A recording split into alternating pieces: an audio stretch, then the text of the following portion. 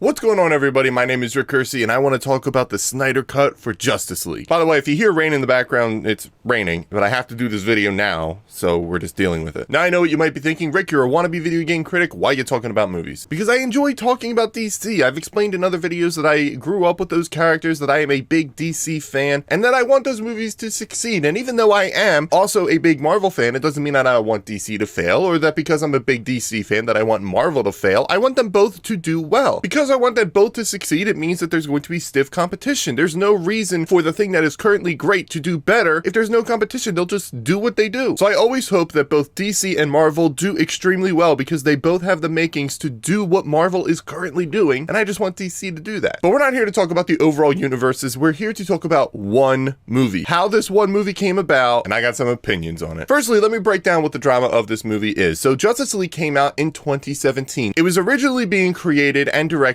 by Zack Snyder, but he had to step away from the project when his daughter passed away. But Warner Brothers didn't want to delay the movie, so they decided to bring in Joss Whedon, who you might know from Avengers 1 and 2. So Joss Whedon came in, he completed the project, but he reshot a lot of stuff, he reworked a lot, cut down the 4 hours down to 2 hours, and that was the theatrical version. And even though I enjoyed it, I'm not going to say I loved it. I recognize it has its problems, but I still enjoyed the movie for what it was. And it was just me being a DC fan, being a DC fanboy who was super excited seeing the Justice League on the big screen. But it did get critically hammered. A lot of people really didn't enjoy the movie, due in no small part to the fact that it was an edited mess. So you got these two movies that just are different in tone, and the meshing of one into the other doesn't make it work, especially when you look at the previous movies with Batman vs. Superman and Man of Steel. It just doesn't flow that well. And of course, this led for fans to call for the Snyder Cut, for Zack Snyder to come in, complete his vision, and release it exactly as he intended it. Because it feels like Warner Brothers gave him the short end of the stick. He had to step away because of a personal issue, and then he couldn't complete his project. The movie should have been delayed. It should have been a Zack Snyder movie. So finally, 3.5 years later, we get that on HBO Max, and now we have Zack Snyder's Justice League, which is Zack Snyder's vision fully realized. Just a fair warning in this video, I am going to go in and out of spoilers. I'll try to give you a warning. So if you haven't seen Batman vs. Superman, or you haven't seen the theatrical Justice League, or the current Justice League with the Snyder Cut, I'm just giving you a warning now. I'm probably gonna spoil stuff. And I'll give you my short impressions of the movie. I think this movie is a much better version than what we got in 2017, because it is a singular vision from one man, the original man, the man it was always meant to be. Warner Brothers finally allowed it to be a Zack Snyder movie, and it's a lot more coherent, it's a lot more focused, and it's a lot more enjoyable. The characters have more time to breathe. There's a lot of character development, specifically with Cyborg and with the villain Steppenwolf. In the original, Steppenwolf had, like, what was it, mommy issues? He kept referring to the mother boxes as Mother,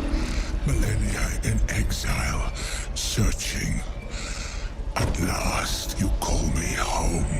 But in this one, he's doing it for Darkseid. He's doing it to redeem himself for a past failure. And that's really good character motivation, because I've always said that your movie is only as good as your villain, and your villain is only as good as the motivations you give them. Steppenwolf, while not great, and to be honest, I didn't love the design. I do think it's better than the 2017 version, but he's a lot better in terms of motivation, and therefore improving the overall quality of the movie because your villain is good. But I think the movie's plot in general had more time to breathe. It was a lot more focused, and because it had more time, they get into a little bit more explanation into why the mother boxes are important, why they are able to do what it is that they do, and specifically, what is it that they can do. They have this great analogy that I think really helps explain what the mother boxes are able to do, and it's like any person with a match can light up a house and turn it into particles of smoke and particles of ash. But a mother box is able to take those particles of smoke and particles of ash and recreate the house. And so therefore, using that analogy, the mother box should be able to bring Superman back from the dead. But the movie also gets into an explanation as to why the invasion from Steppenwolf and Darkseid is happening right now. We know that Superman dies in Batman vs. Superman, and so it presents the problem of we don't have Superman in Justice League. And in the 2017 Justice League, it was just that they were getting their asses kicked and they needed Superman, so then they brought Superman back using the mother boxes. It felt like all they were doing was just getting the movie to a place where Superman could swoop in and save the day, and I never enjoyed that because it didn't really make the Justice League shine. Like, the name of the movie is Justice League. It should be focused focused around the team. And even though it does focus around the team, it feels like ultimately it doesn't put the team into the correct spotlight that it deserves to be in. It really just gets the movie to a place where Superman can come in and then he just beats up the villain and then that's the end. The Justice League is supposed to be an answer to the problems that Superman can't tackle on alone. And so he needs a team to help combat these threats. And Steppenwolf and Darkseid are two examples of things that Superman can't deal with alone. Now, we learn eventually that he can definitely take on Steppenwolf, but at least in the Snyder Cut, it explains why. The reason why this invasion is happening at all is because Superman is dead. The Mother Boxers know that Steppenwolf and his army cannot take on Superman, so the Mother Boxers wait until Superman is dead, then they signal Steppenwolf, who then begins his attack on Earth. And once the Justice League realizes that this threat has always been afraid of Superman, that they waited for Superman to die, since the Mother Boxers and Steppenwolf are ultimately afraid of Superman, we should do this because Superman is the answer to solving this problem. Which explains why at the end of the movie, he's able to come in and absolutely destroy Steppenwolf. And even beyond Superman himself, it's just awesome to see the team shine in certain light. They go a lot into Cyborg's backstory and ultimately why he is the way that he is, his relationship with his father, which is really, really good. This was almost a Cyborg movie. He was very central to the story, and it explains why the actor Ray Fisher was so fed up with the theatrical version, why he was upset with Joss Whedon, why he was upset with Walter Hamada. Yeah, of course he was upset, because he shot a lot of scenes in this movie that he really shines in, and it got all cut out in the theatrical. But more than that, they give every person an opportunity to shine. If one member of the Justice League doesn't do a specific thing, then this movie doesn't end the way it ends. If it were not for the Flash, then Superman would not have been able to defeat Steppenwolf. The Justice League would have lost. Same thing for Cyborg, Batman, Wonder Woman, Aquaman. If these individuals don't do a certain thing, then the whole team loses. The stars of the movie were the characters as the group, which is why I think that this movie does a better job in overall execution. And even though the movie does better justice, I get it, to the overall characters and plot of the movie, and therefore improving the quality of the movie in general, this movie is not without flaw. It does slow down, and I do mean that literally, in a lot of places, and it does have scenes that I feel were unnecessary. You don't need Martian Manhunter at all in this movie. He provides nothing to the movie, and he just shows up and he's like, hey, any future problems, I'm here to help. But then you find out that he was the general that was in Man of Steel and Batman vs. Superman, and it's like, dude, you were here the whole time. Zod invaded, we had Doomsday running around, and then we had a threat from Darkseid and Steppenwolf, and you were just chilling, but now you're gonna show up and be like, hey, I'm here. Thanks for your help. You know, if you weren't useful then, why do you think you'd be useful in the future? It would have been fine if they explained in between movies, like in between Batman vs. Superman and Justice League, that John Jones came in and became that general character. But it still begs the question of, okay, well, we had this problem with Steppenwolf and this alien invasion, and where were you? It adds nothing to the movie. It actually presents more questions, and you just got to remove that stuff. You got to leave that on the cutting room floor. And the same exact thing for, I would say, the car crash scene with Iris West. I feel like, first of all, Barry Allen is kind of annoying in that interview sequence. It's annoying, it's awkward, but then it gets even creepy when the car crash happens and he enters the Speed Force and he's like moving her hair and staring at her face. It's just weird. This person you've never met, she's a complete stranger. She's definitely not giving you consent to this. And all it does is just showcase what the Flash is able to do, but we get that from the moment where Batman and the Flash meet each other in the, what is it, man cave or whatever. So we get an exposition into what he's able to do in that scene. We don't need this car crash scene. And not only that, but the car crash scene has like a super slow motion shot. And I read an article that about, I think it's over 10% of the movie is slow-mo. I know it's super Zack Snyder. You got to get rid of that. You got to shorten this movie. There is an easy way to cut this movie from 4 hours long, and it feels like a 4-hour movie, to 3 hours and 30 minutes or 3 hours and 15 minutes. Remove all of like the alternate dream sequence with the Joker. I mean, the conversation that Batman has with the Joker is cool and it's super fan servicey. You got to remove that stuff. It doesn't improve the overall plot of the movie. And I know what it's implying, that even though they defeated Steppenwolf, that there is still this threat from Darkseid, but you got to get rid of it. And not for nothing, I do like what they did with Darkseid. I was afraid that they were going to include him in the movie and he was going to be the threat that came in after Steppenwolf was defeated. Just pull him back a little bit, have him be teased for something in the future, and that's exactly what they did. I really like how they used Darkseid. I really like the overall flow of the movie. I just like the movie in general. Granted, there are some points where I feel like you could have cut down on a lot of unnecessary scenes, a lot of the slow-mo stuff, and easily make this to just north of 3 hours instead of being a 4-hour movie. And that is my overall impression of the movie itself. Now, let's get into the meat and potatoes as to why I'm shooting this video, because I saw a lot of people sharing that this feels like a completely different movie than the movie that we got with the theatrical in 2017, and this just simply is not true. Even though it is a much better version than what we had previously gotten, it is ultimately still the same movie. It's the same characters doing the same thing to beat the same villain who is also trying to do the same thing for the same reason, having the same action set pieces to have the same overall ending. It is the same movie. It's just a better version than what we got. Yes, I know it feels different, but that's mainly because the movie that we got in 2017 was Zack Snyder's scenes with a Joss Whedon twist on it, and there it just made a mess of a movie. But it feels different because it's coming from a different visionary director who is able to complete a singular vision with the entirety of the project. But now we're getting a true Zack Snyder vision. Desaturated, it has like the 4:3 ratio, which you notice immediately, but you forget about it, so it's not that big of a deal. But mainly because Zack Snyder had the go-ahead to do anything he wanted with this movie, because this was going to be truly his vision. He went far and beyond, which is why we get a lot of unnecessary scenes, I think, because he's including it, because he's like, screw it, I can do whatever I want now. But he wanted the taller shot as opposed to the wider one, which is why he went with the ratio that he went with. This movie is prime Zack Snyder. So you just gotta be careful with your wording. It's not a different movie. It's still the same movie. It's just slightly different. In fact, if you look at the 2017 theatrical, most of the shots are Zack Snyder shots. It's just a couple of little tweaks and how things are edited and the order in which they're edited that makes it feel a little different, but ultimately it's accomplishing the same thing. Superman is still dead. Batman realizes that there's a threat coming, so he's trying to put a team together. That threat comes in the form of Steppenwolf, who is trying to collect 3 mother boxes to form the Unity, and ultimately the Justice League realizes, crap, we need to bring Superman back from the dead to combat this threat, so we're going to use a mother box to bring him back from the dead, and then he comes back to life, and he goes to fight Steppenwolf. They defeat Steppenwolf and save the day, and that's how this movie ends. It's the same movie. It's just better. And I got into discussions online with people because I saw a lot of people online saying that, yeah, it's the same movie, we don't see why it's different, and a lot of people were making fun of them. Dude, it's a completely different movie. No, it's not. It's the same movie. If you look at this movie in a literal sense, its plot, what the characters are trying to accomplish, and why the characters are doing what they're doing, and all of the challenges that they encounter, it's all the same thing. It's the same script. It's just slightly tweaked in certain areas to make it feel somewhat different, because it's realizing the vision it's supposed to be. I got into a discussion with someone online because they were saying that we shouldn't not call it a different movie because that takes away from what the movie accomplished. And I'm like, I'm not trying to make a jab by saying it's the same movie. I'm just being realistic. It's the same movie. It's the same plot. The same characters are trying to do the same thing to accomplish the same goal. I don't mean that as a jab. I enjoyed the movie. I recognize that it is much better and that going forward, I'm probably never going to watch the theatrical ever again. I'm probably always going to watch the Snyder cut. It's just recut and better focused, more coherent. But then I got into a discussion with someone else who was like, well, according to that logic, then every MCU movie is the same. What the are you talking about? A lot of MCU movies have the same structure. I'm not going to deny that. You got your down in the luck hero who has a redemption and then he fights the evil version of himself. It's the same general quips. It's the same general thing. If Marvel movies were the same as what we got with the theatrical Justice League and the Snyder Cut Justice League, that would mean that the same characters did the same thing. He's like, well, Avengers 1 and 2 is the same movie. I'm like, I'm sorry. Were Ultron in Avengers 1? And then he was like, well, Jarvis and Ultron are the same. And I'm like, oh, so Jarvis became Ultron in Avengers 1? Loki led an army to attack New York in Avengers 2? According to this person's logic, that's like saying that Michael Jackson early on in his career and Michael Jackson at the end of his career were two different complete people. They're the same person. And just like Justice League in 2017 and Justice League in 2021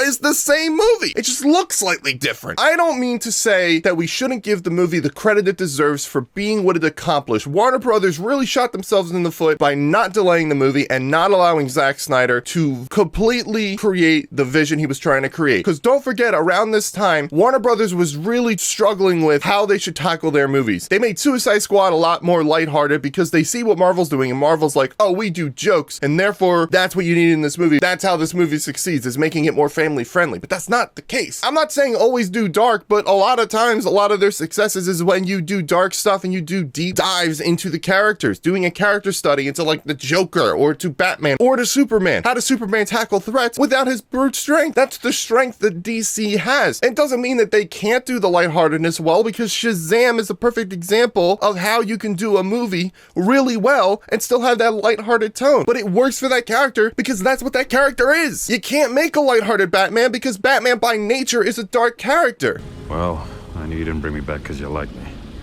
I don't not When you look at Man of Steel, going into Batman vs. Superman, all the way up to the Snyder Cut for Justice League, that is a trilogy of movies that is a singular vision from one man. And that is always what we were meant to get. And Warner Brothers didn't allow for Justice League to be that in 2017, but they finally allowed it to be that now. And so it is a much better, more realized vision of what this movie is supposed to be. But still, ultimately, it's the same movie that we got in 2017. It's just better. Again, I don't mean to make that as a jab. I'm just saying, let's stop giving the movie more credit than it deserves. Let's stop calling it a completely different movie because we as fans decided before the Zack Snyder Cut even came out that we were already gonna like it. So now we're using hyperbole by saying it's a completely different movie. No, it's not. If they were to say, yes, we brought Superman back from the dead, except he didn't go good. Instead, he went evil. He joined Darkseid. Darkseid came in and he attacked Earth. And then at the end of the movie, we got this apocalypse landscape. Flash goes back in time because he needs to correct it. So he warns Bruce Wayne about Lois, because if Lois didn't die during the battle, then Superman wouldn't have gone evil. And then Justice League Part 2, which we're not going to get, but was originally part of the plan, we see them going back and trying to fix everything. That would have been a much different movie if that's the way that they went with it, but they didn't. It was the same movie. It was just different things a little tweaked around here and there to make it a more singular vision, and it was therefore better because it was more focused and coherent. It's the same movie, which is even more bonkers that Warner Brothers was like, well, we need someone to recut this and make it a little bit different. What was the problem that you had with the Snyder Cut originally? I get it's like, don't include that scene. It doesn't add anything to the movie, or let's cut down on some of the slow-mo stuff because I feel like we're prolonging the movie more than we need to, or maybe don't use this musical montage because this music doesn't really work for this scene. The point is, it's the same movie. It's better. It's definitely better. And I definitely like it more. And you should definitely check it out if you got 4 hours to spare. I've said this 100 times already, but I'm not trying to call it the same movie as an attempt to jab at it. I enjoyed this movie. I recognize that it's a lot better than the theatrical. This is the movie that it was always meant to be, what it was always supposed to be. And I will always watch this movie over the theatrical. But we got to stop calling it a completely different movie because that's just not realistic. I do want to see a follow-up to the Snyder Cut Justice League. Will we get it? Probably not, because Warner Brothers has already said that they are moving on from this universe, and Zack Snyder recognizes that he's not going to do another one, most likely. And I know the fans are going to now get into this campaign of we need to restore the Snyderverse, because ultimately it does kind of end on a little bit of a cliffhanger because we don't get a conclusion to the Darkseid stuff. We know that Darkseid saw Steppenwolf be defeated, and he still wants to invade Earth because there's something on Earth that he really wants, and he says, amass the Armada, we're going to conquer the Earth the old ways. So he's not relying on the mother boxes this time, he's going to take it back by force, and we're never going to get that story, which is why Batman is still having those apocalypse dreams, because the threat is still there, but we're not going to see that story because we're never going to get a sequel to Justice League. But it is something I would like to see, and things can change. Warner Brothers down the line could sit here and go, yeah, we changed our mind, we actually would like to see Zack Snyder do a Justice League 2, so we're going to bring back the original cast and get everybody to do this. So we'll see what happens. Do I think they're going to do it? No, and we just got to be happy with the trilogy of movies. Man of Steel, Batman vs. Superman, Zack Snyder's Justice League. This is a complete vision from one man. This is the trilogy. This is the complete project. This is what he did. And now we got to move on from it. Now I feel like it's better if DC does decide to do the Marvel thing correctly. We'll see what they do with the Batman, and if they decide to tie the Batman into other things, what they do with the Flash, what they do with the Black Adam movie, what they do with the new Suicide Squad movie. DC might just be into the habit of, we're just going to throw movies out there, but we're not going to try to connect it to the greater universe. We're just doing our thing. And that's my rant. That's the rant I wanted to get into. I wanted to talk about Zack Snyder's Justice League, but I also wanted to get into this idea of, let's stop calling it a much different movie. Let's stop giving the movie more credit than it deserves, and just give it the credit it deserves. It's a much better movie, but it's not drastically different. Anyway, I'll stop with the rant now. Thank you guys so much for watching. If you enjoyed this video, consider giving it a like, and also consider subscribing. Hit the bell icon so you can be notified of all new video uploads. Comment below what you thought of the Zack Snyder Justice League, or what you would like to see in the future, or do you think it was a much different movie? Please comment below and explain why this movie is drastically different, because I really want to debate this with people. Watch some of these other videos over here to the side, some stuff that YouTube is recommending. Thank you guys so much for watching, and I'll see you next time.